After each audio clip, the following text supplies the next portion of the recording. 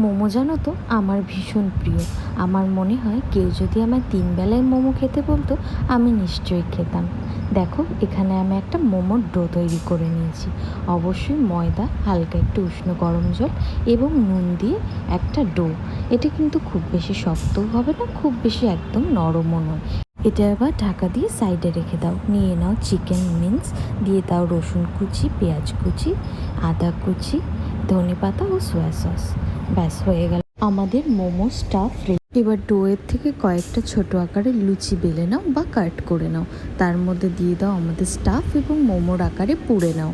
ব্যাস এবার steamer ready করে নাও, তার মধ্যে এক এক করে সাজিয়ে দাও মোমো। ব্যাস নাও, সুন্দরভাবে সন্ধ্যাটা এনজয় করো স্টিম চিকেন মোমোর সাথে। অবশ্যই কিন্তু সাথে চাটনি নিতে ভুলো না। যদি চাটনিরও রেসিপির দরকার পড়ে আমাকে ইনবক্স করো।